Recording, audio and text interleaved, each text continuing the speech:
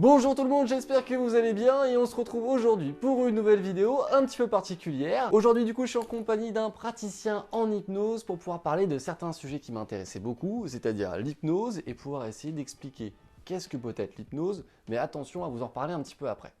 D'abord je te laisse te présenter. Bonjour à toutes et à tous, je m'appelle Florent, je suis praticien en hypnose sur Tours et je suis formé depuis 2015 maintenant. Voilà, je forme des praticiens en hypnose depuis 2020.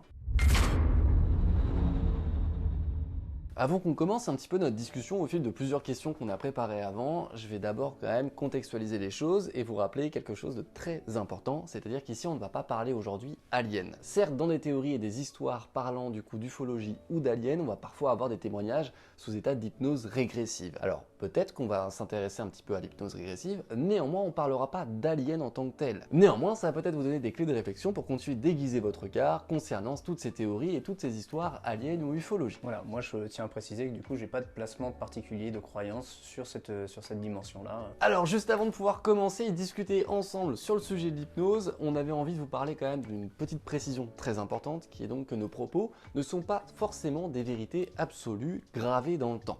Est-ce que j'ai raison là-dessus ? Est-ce que tu es d'accord avec moi ? Ouais, on peut raconter ça comme ça. Il y a une façon d'exprimer l'hypnose en fonction de l'instant, du moment. Elle va créer une atmosphère et en fonction de ça, elle va induire des choses. Donc le fait même de raconter l'hypnose est hypnotique en soi. On y viendra, mais c'est un peu comme si c'était l'outil qui s'était inventé lui-même.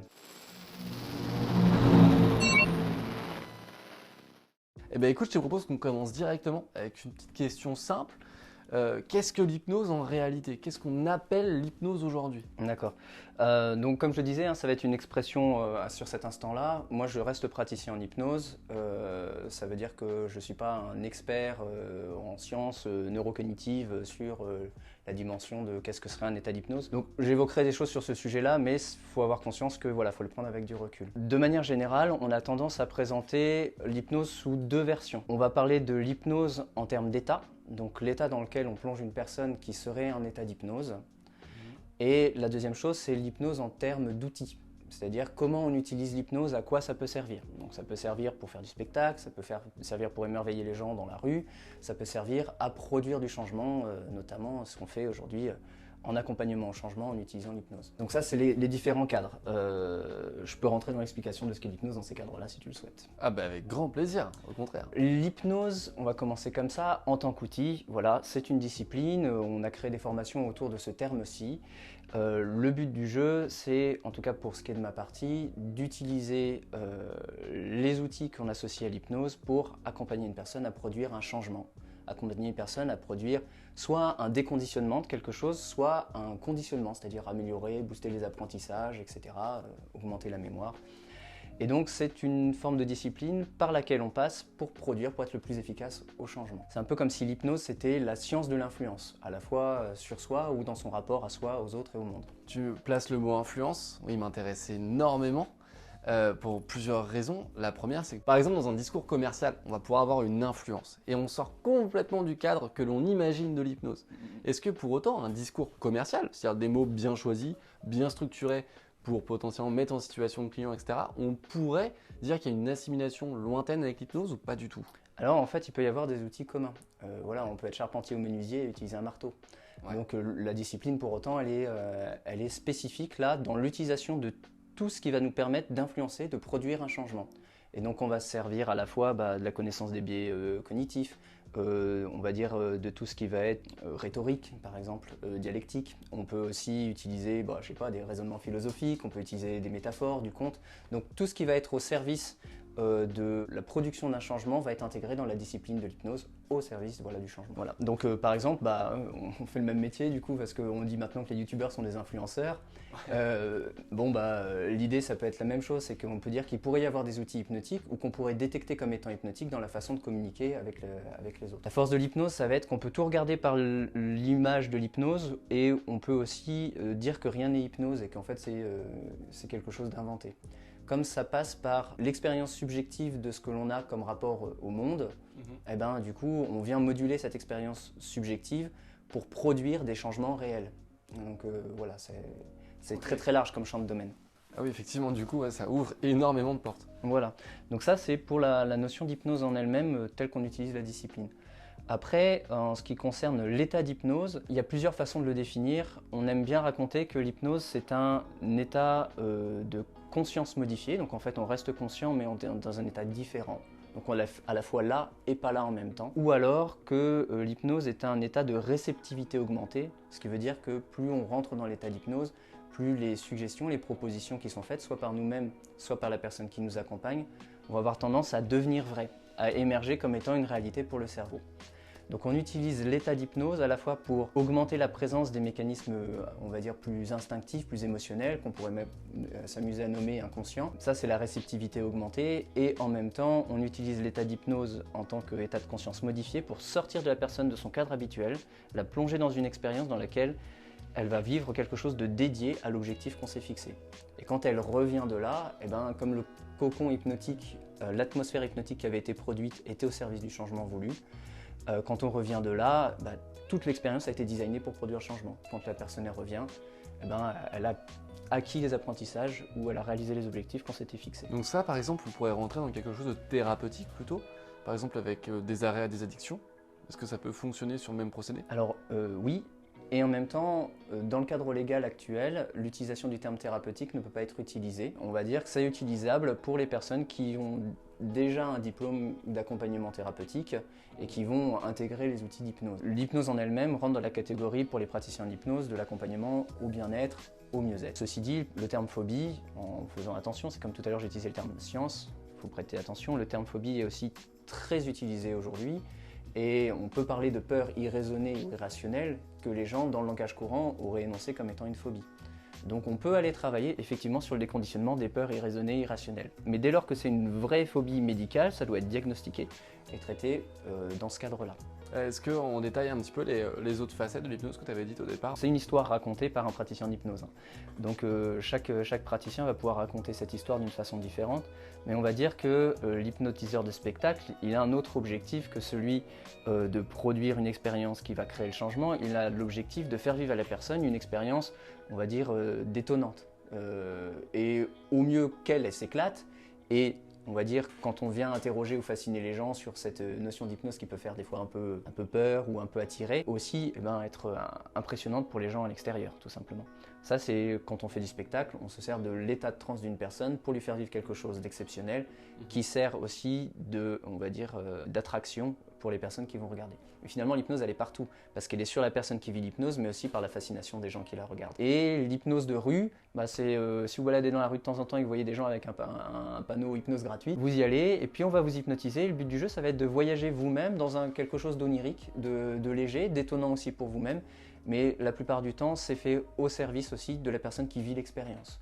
Comme peut l'être l'hypnose de spectacle, mais au moins on voit ça. C'est de manière très globale, mais si on pouvait décrire ça, on pourrait dire que l'hypnose d'accompagnement au changement, c'est aller dans un voyage très important, vous vivez quelque chose d'exceptionnel comme un voyage initiatique. Quand vous revenez, vous avez changé parce que vous êtes passé par des expériences fortes et significatives. Alors que, on va dire, l'hypnose de spectacle, vous montez sur le grand 8, vous faites des montagnes russes. Donc vous revenez, vous avez eu des sensations, ce qui est bien aussi. Après, le champ d'hypnose est en train de s'élargir de plus en plus, notamment dans ce qui est forcément le domaine médical pour tout ce qui est analgésie, etc. C'est ce par quoi ça a beaucoup commencé d'ailleurs, mais aussi dans l'enseignement, dans l'accompagnement des enfants, etc. Donc c'est un champ assez large. La petite question qui me vient après, elle est plutôt simple, même si je pense que la réponse ne l'est pas autant. Depuis quand est-ce qu'on pratique l'hypnose? Est-ce que c'est quelque chose qu'on a toujours pratiqué plus ou moins? Est-ce que c'est quelque chose de plutôt moderne? Comment est-ce que tout ça s'est, entre guillemets, découvert ou réalisé? L'état tel qu'on l'a défini, et tel qu'on le racontera peut-être aussi plus tard, va amener à la prise de conscience que le rapport subjectif au monde, il existe depuis qu'on existe. Et donc du coup, on pourrait dire que l'hypnose existe depuis tout le temps. Si vous voulez une histoire vraie et tangible, il suffit d'aller sur Wikipédia, de taper hypnose, et puis de voir les dates, le déroulé, l'historique tel qu'on le raconte aujourd'hui. Mais l'influence de l'être humain sur lui-même par le fait de se placer dans des états, c'est quelque chose qui existe depuis tout le temps, on va dire, dès la société dite traditionnelle. Si on fait appel à, je sais pas moi, un homme médecine, un chaman, La transe est utilisée, voilà. Vous avez aussi les derviches tourneurs, etc. La transe, une danse de transe lors d'un rituel sacré autour du feu ou quoi, c'est déjà quelque chose qui fait appel à, on va dire, ce que nous on pourrait appeler aujourd'hui de point de vue moderne, la notion d'hypnose. On a commencé à utiliser le terme hypnose un peu après Mesmer, l'initial du nom, celui qui a mis au point la théorie sur le magnétisme animal, c'est-à-dire le magnétisme qui anime, qui met en mouvement. Suite à ça, on a déployé les choses. Donc on est bien d'accord que là on parle pas du tout de Mesmer l'hypnotiseur qu'on peut voir sur plusieurs chaînes de télé, mais bel et bien de quelqu'un d'autre qui était là bien avant. Exactement, voilà. Donc l'idée c'était d'exprimer qu'il existait un fluide et que ce fluide avait pouvoir d'influence sur l'état d'une personne. C'est ce qui avait été étudié à l'époque. Et au-delà, on a évolué vers l'idée de l'hypnose qu'on se fait même encore un peu aujourd'hui avec quelqu'un qui a autorité sur une personne, les grands yeux, un pendule, et puis qui dit rentre en transe, dors, je le veux, au bout de 3. Et juste pour l'histoire, donc du coup, on a pris hypnose en grec, mais ça vient pas des Grecs, donc on a utilisé hypnose après, et hypnose, c'est le dieu du sommeil pour les Grecs. Voilà. Okay. Donc il y avait déjà cette représentation-là de celui qui endort. On peut raconter, j'ai un ami qui aime bien raconter ça, qui est praticien en hypnose également, il dit on pourrait penser qu'hypnose c'est le dieu du sommeil, mais on peut aussi se rappeler que c'est celui qui est éveillé quand tous les autres dorment. Ah oui, c'est bien dit. Prochaine petite question que je vais te poser, elle est plutôt générale et je pense que beaucoup d'entre vous se la posent également, mais même si on a déjà commencé à y répondre, qu'est-ce qu'on peut faire aujourd'hui avec l'hypnose? Où sont les limites potentielles de l'hypnose ou est-ce qu'elles ne sont pas? Ah, mais on peut faire tout ce qu'on veut avec l'hypnose. Ok, la réponse est rapide, simple et claire. Voilà. On peut vraiment faire tout ce qu'on veut ou alors est-ce que par exemple, si jamais demain quelqu'un vient te voir, une personne qui va être accompagnée sous état d'hypnose, ça veut dire qu'il n'y aurait pas de limite à la séance d'hypnose ou est-ce qu'il y a des choses qu'elle pourrait ne pas faire ou ne pas dire? Comment est-ce que ça se place? Est-ce qu'il y a des barrières? En fait, de ce que tu me demandes, c'est est-ce que je peux aller... est-ce que je peux faire à quelqu'un un truc qu'il ne veut pas faire, quoi? Bah, soit faire ou alors avoir une information que cette personne-là ne veut pas donner ou qu'elle ne sait pas, par exemple. Tu vois. Ou situe vraiment les barrières d'une séance d'hypnose avec quelqu'un, finalement. La séance en elle-même, c'est un consentement. Quand on va chez l'ostéopathe, il y a un consentement initial qui est donné. D'ailleurs, on dit qu'un ostéopathe manipule. Donc, après, on dit ce qu'on veut par rapport aux hypnos. Mais en fait, on vérifie le consentement d'une personne tout au long d'une séance. D'accord ? La personne, elle est consciente. Dès lors qu'on est conscient dans l'état d'hypnose, mais on y viendra peut-être quand on explique un peu plus ce que c'est que l'état d'hypnose, ou par exemple s'il y a une notion de réceptivité ou ce genre de choses, on en parlera. Dès lors qu'elle est consciente, ça passe par le filtre de son champ conscient, de savoir ce qu'elle va faire et ce qu'elle ne va pas faire. D'accord ? Et c'est là où ça devient intéressant, c'est que si vous ne savez pas que vous avez le droit de dire non, il est possible que vous ne disiez pas non. En gros, la notion de consentement n'est pas forcément liée à la notion d'hypnose. Si vous allez chez le médecin et que le médecin vous dit « foutez-vous à poil et allongez-vous là », en fait, si vous ne savez pas que vous avez le droit de dire non, vous allez pouvoir y souscrire. Donc tout l'enjeu, c'est à l'hypnothérapeute ou au praticien en hypnose de créer un cadre où on s'assure du consentement de la personne étape par étape. Ça, c'est une première chose. Donc savoir qu'on a le droit de dire non, c'est déjà avoir le pouvoir de refuser. Et ça, c'est quelque chose qu'on se doit de raconter. Donc en fait, si quelqu'un vous propose une expérience hypnotique, sachez que rien que le fait de savoir que vous avez le droit de dire non vous place en possibilité de refuser l'expérience hypnotique ou voir ce qui sera suggéré ensuite. La deuxième chose, c'est que l'état d'hypnose en lui-même, c'est pas quelque chose que quelqu'un produit sur quelqu'un d'autre. En fait, on n'hypnotise pas quelqu'un. On s'auto-hypnotise. On crée soi-même un conditionnement personnel qui nous amène dans un état. Et si je me conditionne à croire que c'est l'autre qui a pouvoir sur moi, alors mon propre état va avoir influence sur moi quand l'autre va dire des choses. Donc l'hypnose, c'est quoi? C'est quelque chose qui est créé par la personne, c'est un état, et l'état a pouvoir rétroactivement sur la personne. De soi à soi, on a moins d'influence sur soi que de soi sur un état d'hypnose qui ensuite a pouvoir sur nous. Et les ingrédients qui contiennent cet état d'hypnose, ils sont auto-suggérés, et il peut y avoir, du coup, dans les conditions de cet état d'hypnose, le fait que c'est l'autre qui nous hypnotise, ou que l'autre nous accompagne, ou qu'on a le droit de dire non, etc. Donc, toute la matière de l'hypnose va devenir vraie au fur et à mesure qu'on la met en œuvre et qu'on la raconte. Donc même ce que je suis en train de dire là sur l'hypnose est en train de jouer sur votre représentation de l'hypnose et donc en train d'influencer la façon dont vous serez capable de vivre une expérience hypnotique. En gros, on pourrait dire que vous avez le droit de refuser une expérience d'hypnose juste parce que je viens de le dire et que maintenant vous le croyez. Ouais. D'accord ? Donc en fait, c'est ce qu'on choisit de croire qui va influencer l'hypnose entre autres et donc la représentation qu'on se fait. Donc un bon hypnothérapeute, ce qu'il fait, c'est qu'il y a toute une phase où il va voir avec vous quelle idée vous en faites et on va discuter ensemble de comment ça marche, comment ça fonctionne, de manière à ce que l'idée même que vous faites de l'hypnose influence l'expérience hypnotique que vous allez vivre derrière. C'est déjà de l'hypnose, de raconter l'hypnose. Comme je le disais, c'est l'outil qui s'est créé lui-même, quelque part. Par rapport au consentement, la première chose à savoir, c'est que si on sait qu'on a le droit de dire non, hypnose ou pas hypnose, on est en capacité de dire non. La deuxième, c'est que l'hypnose, c'est un état où on est conscient, d'accord, mais qu'il y a des choses extérieures à notre volonté et intérieures à nous qui s'expriment. Ce qu'on appelle des fois l'inconscient. Et bien, notre interaction consciente avec ces choses extérieures à notre volonté, on a pouvoir dessus. On a pouvoir sur notre état d'hypnose. Il suffit de savoir comment naviguer dans ça et l'accompagnant en hypnose, il explique comment faire, ou il aide à faire. La troisième chose, c'est que créer de l'hypnose, rentrer dans l'état d'hypnose, c'est rentrer dans une boucle d'acceptation de plus en plus. C'est-à-dire que au début, vous acceptez que, je sais pas, on prend un truc d'hypnotiseur de spectacle, au début, vous acceptez que les mains se rapprochent toutes seules, ensuite, vous acceptez qu'elles se collent sur votre visage, ensuite, vous acceptez d'oublier des chiffres, ensuite, vous acceptez, voilà. Et là, on retombe sur le commercial, d'accord ? Vous acceptez, vous rentrez dans une boucle d'engagement d'acceptation, et plus on est capable au départ, en fait, l'état d'hypnose, il grandit, c'est une matière, donc au début, on est capable de faire croire une infime modulation de la réalité subjective, et plus ça va, plus on est capable de tirer la ficelle pour faire croire des choses de plus en plus grandes. D'accord ? Et on peut emmener la personne dans une réalité alternative, quelque part. D'accord. Intellectuellement, elle saura toujours qu'elle est dans une expérience fictive, mais émotionnellement et instinctivement, ça sera vécu comme étant vrai. Et donc voilà, donc si je fais un rapport avec un film, vous vous absorbez dans une expérience de film, vous savez que c'est un film, mais en même temps, vous pouvez flipper, vous pouvez tomber amoureux, vous pouvez avoir peur, vous pouvez être triste, etc. Donc il y a une partie de vous qui y croit. L'hypnose, c'est la même chose. On tire la ficelle jusqu'à créer une expérience que le cerveau croit vraie, en même temps qu'on sait que nous, on se rattache à la source, comme dans Inception, on sait que nous, c'est une expérience hypnotique. Donc là où je voulais emmener avec ce sujet-là, c'est qu'on rentre dans une boucle d'acceptation de plus en plus grande de cet univers-là. Donc on pourrait dire que comme on est plus susceptible d'accepter quand l'état d'hypnose est installé, on pourrait à ce moment-là nous proposer des suggestions auxquelles on souscrit, auxquelles on n'aurait pas souscrit à l'extérieur de l'état d'hypnose. Donc quand je dis que vous avez toujours le droit de dire non, c'est vrai, mais vous êtes plus enclin à accepter quand l'hypnose est installée.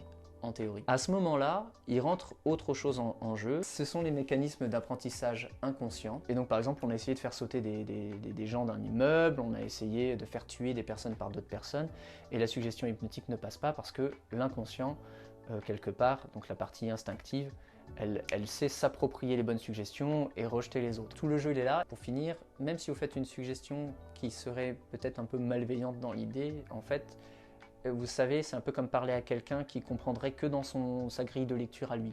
Donc du coup, vous dites un truc, vous dites fraise, et vous pensiez à la fraise du dentiste, et lui, il voit un fruit, quoi. Les suggestions que vous allez faire dans un état d'hypnose vont s'être appropriées au service de l'expérience qui a été fixée par un objectif de départ. Donc en gros, objectif de départ égale conditionnement de l'expérience, et l'inconscient va accepter les suggestions qui sont au service de cette expérience et va même se les approprier, les transformer pour produire l'expérience désirée. Ça reviendra après sur ce sujet-là, peut-être sur justement qu'est-ce qu'on voit dans l'hypnose, est-ce que c'est vrai ou pas. Peut-être pouvoir rebondir là-dessus dès maintenant. En hypnose, comme vous le savez certainement, j'en ai déjà pas mal parlé sur la chaîne, mais très brièvement, sans vous donner d'infos, concernant ce qu'on appelle l'hypnose régressive, qui est donc une branche spécifique de l'hypnose, si on peut appeler ça comme étant une branche. Jusque-là, ça va, je dis pas de bêtises. Oui. Système de branche, ça peut être employé ou pas trop? Ouais, je sais pas. Ouais. Après, c'est une façon c'est encore une fois une façon de se représenter les choses. C'est-à-dire qu'en fait, la régression est une histoire racontée dans l'hypnose, au même titre qu'une infinité d'autres. Donc il y a des gens qui vont se spécialiser dans ça ou qui vont juste utiliser le label parce que du coup c'est une étiquette et une étiquette c'est opposable à, on va dire, à la société et donc du coup on peut aller vers une personne parce qu'on cherche ci ou on cherche ça. Mais tout praticien en hypnose sait faire une hypnose dite régressive, c'est-à-dire proposer une régression dans l'hypnose. Et c'est ça qui est super intéressant, c'est justement que l'hypnose régressive est souvent employée dans ce genre de témoignages et d'histoires très régulièrement traumatisantes, qui créent une sensation chez quelqu'un de mal-être et parfois même de maladie, qui sont donc souvent dirigés par des hypnothérapeutes. Encore une fois, on n'est pas là pour parler d'une histoire en précis, parce que sinon on ferait des vidéos qui durent des dizaines d'heures, parce qu'on aurait, en tout cas j'aurais beaucoup de choses à dire sur plein d'histoires, mais on est vraiment là pour parler de cette discipline en tant que telle, discipline encore une fois c'est pas le mot, mais cette expérience plutôt en tant que tel d'hypnose régressive. Comment déjà est-ce qu'on peut réussir à qualifier cette expérience-là? Une récupération de souvenirs? Ou est-ce que c'est ouvrir des portes dans l'esprit qui était fermé, qui cachait des choses? Comment est-ce que toi tu définirais l'hypnose régressive avec tes mots? L'hypnose régressive, c'est faire appel à l'idée que l'on retourne dans le passé ou dans le temps et d'y vivre une expérience et d'en revenir, en tout cas dans le cadre que moi j'utilise, avec un apprentissage. Cette hypnose dite régressive, en fait, c'est juste qu'on voyage sur la ligne du temps de la personne, on voyage sur sa perception de la temporalité et donc du coup, dans ses références à elle, on va dire, de temporalité et parfois, effectivement, sur les souvenirs. Les souvenirs, on ne sait jamais s'ils sont vrais ou s'ils sont faux et déjà dans la réalité communément admise. C'est-à-dire qu'aujourd'hui, personne ne peut prouver, enfin si par des réalités opposables, mais je veux dire, vous avez une référence de votre passé, une représentation du passé duquel vous venez, mais vous ne l'expérimentez que depuis le présent. Donc même si vous êtes passé par des étapes qui ont amené, admettons, à un vous présent, la seule chose que vous pouvez faire, c'est depuis le présent observer le passé. Et donc c'est comme ça que vous tissez en fait une histoire qui est en cohérence avec on va dire, vos croyances et votre rapport au temps. D'accord, ok, jusque-là je te suis. Donc un souvenir en lui-même, c'est déjà une expérience imaginaire. C'est une expérience imaginaire qui contient des éléments de réel et qui contient des éléments d'imaginaire. Je ne sais pas si ça vous est déjà arrivé, mais vous tombez sur une ou deux photos, et puis en fait, votre souvenir, il ressemble vachement à la photo. Ou alors, il y a un ou deux souvenirs que vous avez, quand vous y pensez, vous ne voyez pas de l'intérieur, vous voyez de l'extérieur. Ouais, complètement. Pourtant, on est bien d'accord que si on reste dans la continuité de ce que vous vivez au présent, il y a grande chance qu'au moment où vous avez vécu le dit souvenir, vous étiez en vue subjective. Donc c'est à l'instant T, on convoque un souvenir et quelque part, ce souvenir, il contient des éléments de réel et contient de l'imaginaire. Ça, c'est dans un état de conscience dit normal, habituel. Ouais. Je vous renvoie déjà au fait qu'on est capable de créer des faux souvenirs absolument sans utilisation de discipline hypnotique, notamment en mettant une personne sous pression lors d'interrogatoires de police. Donc en fait, il est très facile de reconstruire un souvenir, de modifier, de moduler un souvenir. Ce qui est rigolo, c'est de voir à quel point, sans parler de neurologie ou autre, le cerveau est puissant dans la reconstitution de choses, que ce soit des souvenirs, ou ne serait-ce que de la vue. On a tous déjà fait cette expérience-là où en fait il y a plein d'endroits dans notre vue qu'on ne voit pas, mais notre cerveau va représenter ces zones-là et les imaginer et nous faire croire qu'elles existent. Il y a des points au niveau de notre vue, en fait on est incapable de les voir, sauf qu'on croit les voir. Et c'est là qu'on voit toute la puissance du cerveau. C'est juste une petite parenthèse que j'avais envie de faire, il n'y a rien de précis avec l'hypnose, mais pour moi ça me parle parce que j'ai la sensation que dans nos souvenirs en fait on vient émettre des éléments de liaison que notre cerveau vient imaginer pour rendre les choses cohérentes.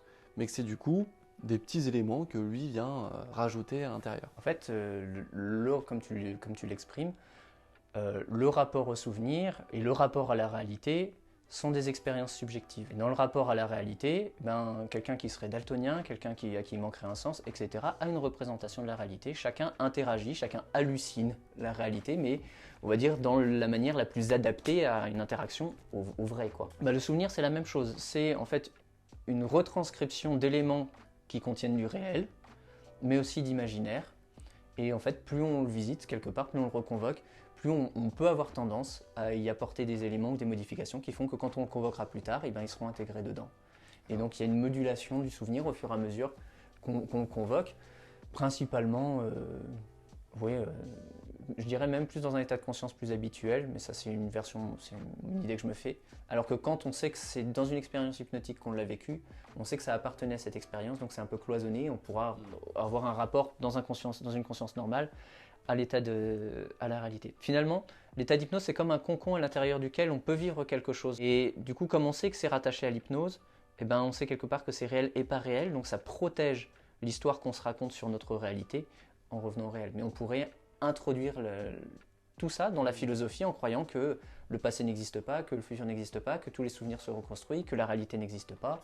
On pourrait aller très très loin sur cette dimension-là dans la réalité. En tout cas, l'hypnose régressive, c'est travailler sur la perception de la temporalité de la personne et retourner dans la notion de souvenir.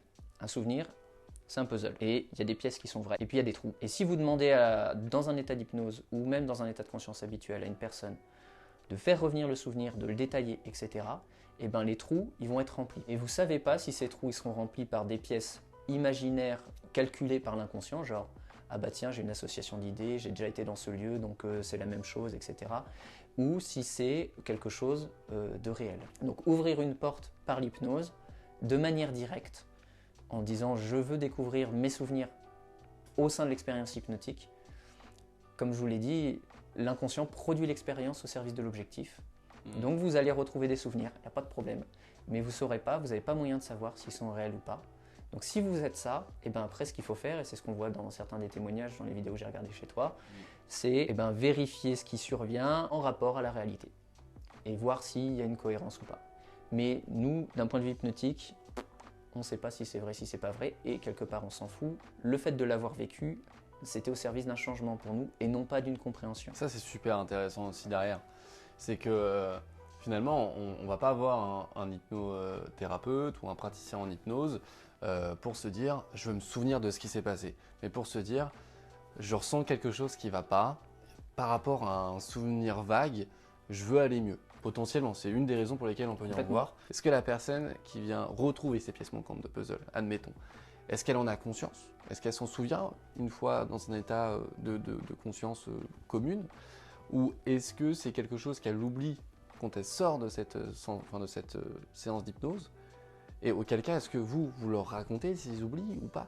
Comment ça se passe finalement, cette retrouvaille de pièces? Mais on ne peut pas retrouver les pièces par l'hypnose, en tout cas pas de mon point de vue. Parce que les pièces que tu vas retrouver dans l'hypnose, tu ne sauras pas si c'était vrai ou imaginaire. Mais on peut s'en convaincre. Ah bah ça, c'est sûr. La personne peut choisir de croire que ce qui s'est passé dans l'hypnose est réel. Mais ce n'est pas l'objectif. L'objectif de passer par une expérience qui vous ramène dans le passé, c'est par exemple de modifier votre rapport au passé pour qu'au présent, vous alliez mieux. Par contre, il y a une question qui se place, qui est la question par rapport à l'amnésie, par rapport à l'expérience hypnotique. Il y a des amnésies qui sont spontanées, parce que c'est comme dans la vie de tous les jours, vous passez votre journée, vous allez rappeler de certains trucs et puis vous allez en zapper d'autres, quoi. Mais en théorie, on est capable de reconvoquer ce qui s'est passé dans l'hypnose. Autant que le souvenir soit si fiable que les souvenirs qu'on a d'habitude, hein, bien sûr. Mais sinon, complètement. D'ailleurs, comme c'est une expérience intense, souvent émotionnelle, les souvenirs que vous avez qui sont émotionnels, vous en souvenez bien. C'est la même chose. Donc l'hypnose, on peut être amené à se souvenir de ce qui s'est passé, surtout si ça revêt du sens pour soi, ce qui était le but, en fait, notamment pour la création du changement. Parfois. Donc on se souvient. L'amnésie survient dans différents cas. Elle survient si le cerveau décide qu'il ne veut pas s'en souvenir. En gros, vous tapez une cuite, il y a peut-être des raisons de l'avoir oublié. Voilà, je ne sais pas, il y a peut-être les substances, elles jouent probablement sur la mémorisation, mais n'empêche que, vous savez, c'est ces moments aussi où quand vous êtes dans vos pensées, vous arrivez, vous dites « Ah bah merde, je suis déjà là ». Vous avez une absence, dans cette absence, vous avez une petite amnésie spontanée. Donc il peut y avoir, le cerveau peut décider d'oublier des trucs parce que pas pertinent ou parce que utile de les oublier. Comme par exemple quand on fait de la route pendant longtemps et qu'on oublie qu'on a été au volant depuis 1 heure. Exactement. Ça fait peur quand même quand on se réveille. Hein. Enfin quand on se réveille, quand on reprend conscience, on se dit waouh, bah ouais mais c'est dangereux. C'est ça. Et pourtant on était conscient tout du long. Donc ce serait un état de conscience modifié qu'on pourrait qualifier d'état d'hypnose. Okay. Par contre le souvenir, vous n'y avez pas accès, vous avez l'impression de ne pas vous rappeler, mais peut-être que plus tard dans votre journée, quelqu'un va vous dire un truc, vous dit « Ah bah tiens merde, c'est exactement ce que j'ai pensé quand j'étais dans la voiture. » Donc en fait, c'est pas parce qu'un souvenir n'est pas disponible à l'instant T qu'il n'est pas accessible à un autre moment. D'accord ? C'est fou ça. Ça c'est important. C'est fou cette notion de se dire qu'on a des informations en nous et qu'en fait, on s'auto-ferme des souvenirs ou on s'en auto-ouvre en fonction de l'importance ou pas de les avoir. Comme si finalement, on avait une charge de flux maximum, je sais pas, disons on a 100 espaces disponibles, et les 100 sont pris, mais du coup nous on a déjà 1000 en stock, et finalement le cerveau va, je sais pas si c'est vraiment ça l'image, mais se dire dans ces 100 là je vais d'abord mettre ce qu'il y a de plus important. Et c'est fou de se dire que finalement tout le reste, ça existe, c'est là. En fait, alors ça c'est là pour le coup il y a beaucoup de documentation scientifique sur la mémoire. Je ne suis pas un expert. Moi, j'aurais tendance à raconter que l'hypnose, ça fonctionne un peu comme une baignoire, c'est-à-dire la mémoire. C'est-à-dire que quand vous prenez les 2 points hauts de la baignoire, vous avez l'impression qu'ils ne se rejoignent pas. Mais en fait, si vous descendez, vous avez le fond de la baignoire et vous êtes capable de faire le lien entre les deux. Donc de temps en temps, ce qu'on n'arrive pas à faire, c'est à rejoindre une information parce qu'on ne passe pas par le bon chemin. Mais en fait, en retissant les choses, en tirant la ficelle, j'allais dire ça comme ça, de la forme de la baignoire, on rejoint le savoir. Il faut une connexion. Ouais. Ouais, c'est ça. Bah, on ne parle jamais autant de bouffe et de recettes de cuisine que quand on est en train de manger. On est capable aussi, je sais pas, on vous chante le début d'une chanson, vous êtes persuadé de ne pas la connaître et en fait les mots ils vont sortir.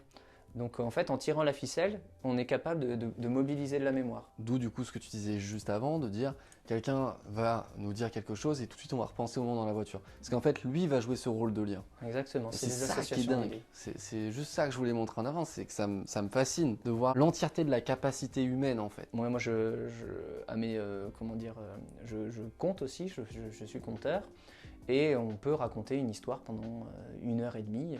Les gens disent vous avez une mémoire de fou, ben non. Commencez à raconter un film que vous aimez bien, commencez du début, vous prenez le temps de mettre les détails, vous en avez pour 1 heure et demie. Hein.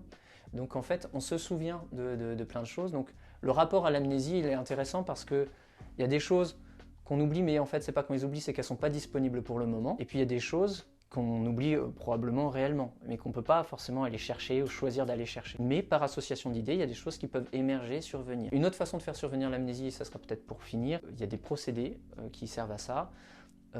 Et aussi, sinon, il y a tout simplement la suggestion hypnotique. Donc un hypnotiseur de spectacle va suggérer l'amnésie à la personne régulièrement, dirant tu te réveilles et tu te souviendras de rien. Et du coup, comme il est encore dans l'état d'hypnose, qu'il est encore dans une dimension où il est capable d'accepter les suggestions qui sont faites, la personne se saisit de la suggestion. Elle peut l'accepter ou la refuser, mais comme d'hab, si elle pense qu'elle est tenue de la faire, de l'accepter, peut-être qu'elle va l'accepter. Donc voilà, et si c'est bon pour elle, elle le fera. Finalement, c'est un petit peu comme l'hypnose en tant que telle. J'avais une autre question qui allait venir plus tard, qui était, en fait, est-ce que tout le monde peut être hypnotisé ou pas? En fait, c'est ce que tu décris depuis le départ de cette vidéo, c'est que tout dépend de la réciprocité et de l'accord que la personne va donner au praticien, finalement, qui va être de dire, oui ou non, j'ai envie d'être hypnotisé. Il y a des choses du coup qu'on va refuser de dire ou de faire intérieurement parce qu'on a décidé de ne pas vouloir le faire. Et la même chose du coup sur l'amnésie ou sur l'hypnose en tant que telle de manière générale, j'imagine, seulement dans cet accord qui peut être négatif, quoi. En fait, on peut hypnotiser tout le monde parce que tout le monde est hypnotisable. Mais il faut le consentement. Donc tout le monde est hypnotisable. Donc comme tout le monde est hypnotisable, on peut hypnotiser tout le monde. Par contre, est-ce qu'on peut hypnotiser quelqu'un contre son gré? La question c'est... Compliqué. Voilà, si je vous dis non, ça vous sécurise parce que vous croyez que non, donc ça vous sécurise. Si je vous dis que c'est possible, ça vous met le doute et vous avez peur d'être hypnotisé contre votre gré. Et donc si vous avez peur d'être hypnotisé contre votre gré, quand quelqu'un va vous faire de l'hypnose et qu'il dit qu'il le fait, vous allez avoir tendance à vous laisser conditionner par ce qu'il raconte. Donc en fait, oui, on peut hypnotiser quelqu'un contre son gré en fonction de son faisceau de croyances, en fonction de certains biais cognitifs qu'on peut utiliser, etc. Oui, on peut hypnotiser tout le monde parce que tout le monde est hypnotisable. Est-ce qu'on peut hypnotiser tout le monde contre son gré?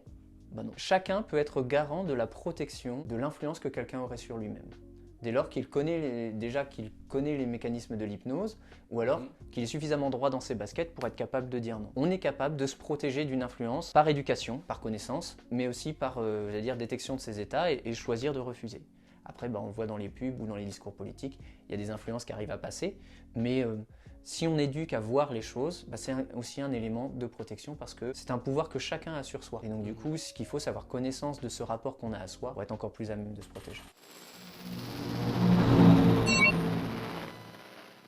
Une autre petite question qui peut quand même être intéressante, encore une fois en allant loin dans notre perception de réflexion et de discussion, ça va être par exemple sur des vies antérieures.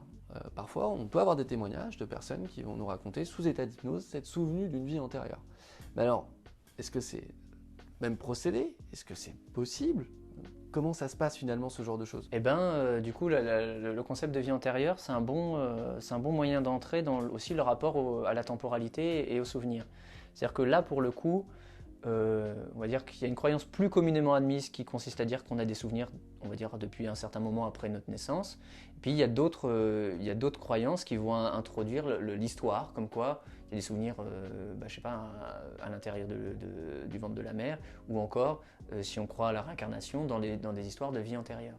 Et donc là, c'est un bon moyen de se rendre compte que le rapport à la ligne du temps, le rapport au temps, il peut être dans quelque chose de réaliste, direct, ou il peut être dans quelque chose qui serait vécu comme réaliste pour certaines personnes et qui serait vécu comme imaginaire pour d'autres. Donc, en fonction de la personne que je reçois, par exemple, je vais lui raconter que la régression dans la vie antérieure est en fait allégorie, une expérience métaphorique au service du changement. Admettons, par exemple, elle a vécu un truc difficile qu'elle a besoin de dépasser dans cette vie aujourd'hui, mais qu'elle n'arrive pas, elle veut pas le revivre.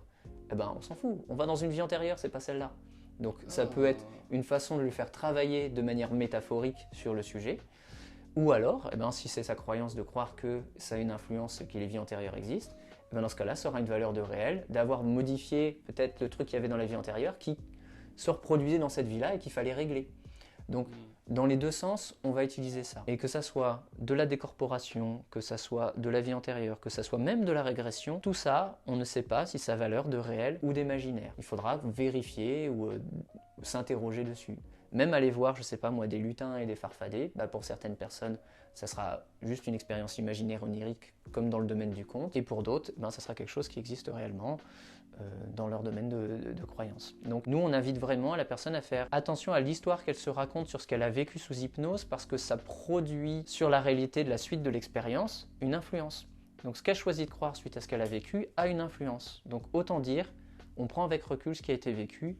Ce qui compte, c'est comment j'observe que, au retour, j'ai changé. Il y a peut-être une autre question sur laquelle j'aimerais emmener. On parle ici de vie antérieure, parfois même d'emmener des personnes sous hypnose dans une vie antérieure, parce que c'est plus simple pour les faire aller mieux derrière, pour surmonter quoi que ce soit. Je sais pas si tu vas vouloir qu'on en parle, hein. Si la question, tu peux même y répondre toi en tant que praticien hypnothérapeute, mais il y a aussi des histoires qui sont folles d'enfants, très très jeunes, 5-6 ans, qui a priori n'auraient jamais vu d'hypnothérapeute, qui donnent des détails impressionnants sur des vies antérieures, là où généralement on imagine qu'ils n'ont pas ces connaissances-là. Alors ma question serait la suivante, est-ce que en tant que jeune enfant, on a une facilité à s'auto-hypnotiser, à se mettre dans un état où on peut s'auto-conditionner? Il y a deux choses dans la question que tu énonces. Il y a, on va dire, les faits racontés sur les enfants et leur préscience, leur perception de ces choses-là. C'est quelque chose sur lequel moi je peux répondre ce que j'ai répondu déjà avant, c'est-à-dire on ne sait pas si c'est de l'hypnose ou si c'en est pas. On pourrait dire que c'est une influence hypnotique qui emmène des éléments de réel parce que des fois on arrive à trouver des cohérences avec ce qui est raconté, ou est-ce que c'est quelque chose qui est en fait un principe en lui-même qui fonctionne indépendamment de la notion d'hypnose. Voilà, on ne sait pas. On ne sait pas si l'hypnose fait halluciner le principe réel ou si en fait il est contenu dans l'expérience hypnotique. Par rapport à ça, sinon, est-ce que les enfants sont hypnotisables? En fait, très très facilement et dans leur rapport à eux, puisque c'est la capacité à avoir un imaginaire ou une influence consciente sur notre perception du réel. Les enfants sont très souples dans ça. Quand on joue au gendarme et au voleur, on finit par y croire vraiment très régulièrement. On a même démontré, là pour le coup, scientifiquement, que le bisou magique permettait d'inhiber réellement les signaux de la douleur. Donc, l'influence de l'imaginaire pour les enfants est déjà très puissante. Après, il y a une autre influence sur les enfants, c'est l'influence du regard que l'on porte sur eux, puisqu'ils se conditionnent aussi en fonction de comment on les considère, de comment on se comporte. Ils sont des petites boules adaptatives, donc ce qu'on appelle aussi l'effet Pygmalion. Comment je regarde l'enfant va influencer ce qu'il va le devenir. Ça veut dire que si quelque part on considère qu'un enfant il a des dons, qu'il est élu pour telle et telle raison, que telle et telle chose va faire que nous on sait quel objet il faudrait qu'il choisisse en rapport à sa vie antérieure, alors que les autres pas. Eh bien, il y a toute une influence que l'on est en train de transmettre à l'enfant, en non-verbal, et aussi dans la façon dont on se place avec lui, qui peut être amené à conditionner à la fois sa croyance et son expérience. Potentiellement en contextualisant, on peut venir finalement soumettre ou suggérer inconsciemment ou consciemment quelque chose à un enfant qui a du coup ce potentiel de pouvoir être beaucoup plus imaginatif qu'un adulte, si je résume un peu. Ouais, l'observateur va pouvoir, ou la personne qui interroge va pouvoir influencer les résultats de ça par rapport à finalement, ceci sur un enfant parce que c'est plus facile, mais aussi sur un adulte. Une fois que le contexte est posé, on peut aussi suggérer des choses à quelqu'un finalement. Ah bah, complètement, ouais. D'ailleurs, souvent on aime bien raconter en hypnose que l'influence de l'imaginaire sur le corps et sur le rapport au monde existe chez les enfants et qu'il est un peu perdu chez les adultes parce qu'ils sont éduqués à la réalité. Mais moi j'aime bien raconter que c'est une perception, c'est encore une histoire qui est un peu fausse, vaut mieux s'en raconter une autre qui est plus permissive. C'est de penser que en fait c'est parce que les gens se racontent l'histoire imaginaire que l'imaginaire ne fonctionne pas, qu'en fait il ne fonctionne pas. Donc en fait l'influence de la croyance sur l'adulte elle est déjà présente dans le fait de croire que ça n'existe pas influence. Si je crois que l'imaginaire n'a pas d'influence, alors je l'inhibe en lui-même, mais en même temps, eh ben, je suis en train de l'admettre puisque ça a une influence. La capacité d'influence de l'expérience subjective et de l'imaginaire a la valeur pour tout être humain, que ce soit les enfants ou les adultes, avec l'idée que les enfants vont avoir quand même tendance à naviguer à droite, à gauche, très facilement d'un truc à l'autre, pour aller construire une forme de stabilité, d'un équilibre, alors que l'adulte a déjà construit quelque chose d'agrégé et de plus solide, ouais. et qui va aller chercher dedans en cohérence, triturer pour que par rapport à son système, il puisse avoir sa perception de la réalité maturée, quoi. Ça fait déjà un petit moment qu'on tourne et qu'on discute de tout ce sujet merveilleux. Il va falloir qu'on termine aujourd'hui cette discussion. Peut-être qu'on en aurait d'autres éventuellement si ça vous plaît. Mais pour finir, une dernière question quand même que j'aimerais bien te poser, même si on en a parlé tout au long de la vidéo, je pense qu'il est important quand même qu'on puisse venir parler concrètement de ça pour terminer. Est-ce qu'aujourd'hui, un discours, un souvenir potentiellement retrouvé ou plutôt revécu ou vécu tout simplement sous état d'hypnose, est-il forcément réel ou non? Comme on le dit, hein, le souvenir c'est quelque chose qui est reconstruit. Dans l'état d'hypnose, si l'objectif est de retrouver le souvenir, le cerveau va le produire, donc c'est difficilement fiable. Donc c'est difficile de s'appuyer sur un souvenir retrouvé par une expérience hypnotique. Ça ne signifie pas que pour autant il ne comporte pas des éléments de réel, voire même qu'il y ait du réel. Peut-être que je sais qu'il y a des domaines qui cherchent à vérifier ça, et donc là on se rappuierait sur la science, cherche à par exemple faire la différence entre ce qui est le domaine de l'imaginaire et peut-être de la sensation, ou on pourrait peut-être arriver avec des, je sais pas, si on imagine que l'hypnose se passe dans le cerveau, avec une forme d'imagerie, de voir des nuances qui seraient caractéristiques d'un souvenir remémoré, plutôt que d'une expérience hallucinée. Pour le moment, c'est quelque chose qu'on ne sait pas faire. Je ne sais même pas si ça serait possible, parce que c'est déjà rentré dans le carcan de l'observation de la science sur un certain sujet, alors que l'hypnose, elle est à l'interaction, entre guillemets, entre l'esprit critique, la dialectique, je vais dire les croyances New Age parfois, la spiritualité, la science. Donc on peut tout faire et tout raconter. Donc pour moi, l'inconscient va répondre à l'expérience, à la suggestion demandée. Il va aller chercher dans ses apprentissages, dans ses automatismes, et des fois il va proposer des choses qui sont des associations d'idées, de choses qu'il a vues régulièrement. Un truc tout bête, hein. Vous pouvez planifier la déco d'un endroit où vous allez mettre quelqu'un en état d'hypnose, et dans l'état d'hypnose vous lui faites vivre une expérience, ça se trouve il y a des éléments de déco qui vont jaillir alors qu'il ne les a pas perçus consciemment. Donc l'expérience hypnotique lors de la remémoration du souvenir, elle va être induite par la personne qui accompagne, par l'idée que la personne se fait de la personne qui accompagne. Par exemple, j'ai vu dans une vidéo, il y avait un monsieur qui était expert en régression par rapport aux abductions. Donc ça peut être complètement vrai ce qu'il produit, mais en même temps, si on cherchait à influencer une personne pour produire quelque chose de faux, on pourrait se servir aussi de cette dimension de posture là. Et donc du coup, ça ne veut pas dire que c'est faux, ça veut dire que si on voulait produire du faux, on pourrait s'en servir pour influencer, ça a une influence. Donc il y a l'accompagnant, il y a la façon dont c'est suggéré, la façon dont c'est reçu, les affinités internes. Beaucoup de biais en fait. Et oui, tout ça c'est une espèce de grande matière qui, comme je disais, l'état d'hypnose, c'est quelque chose concret qui influence ensuite sur nous. Cette grande matière, elle est nourrie au service de l'objectif qu'on se fixe. Et si moi j'avais un mot de la fin à donner, c'est ça. Si je fais l'hypnose pour produire un changement de telle manière, alors je vais vivre l'expérience qui correspond. Si je fais de l'hypnose pour comprendre quelque chose, et que ma demande derrière c'est de voir des choses, je vais voir des choses. Et la question c'est, est-ce qu'elles seront vraies ou pas? On ne saura pas.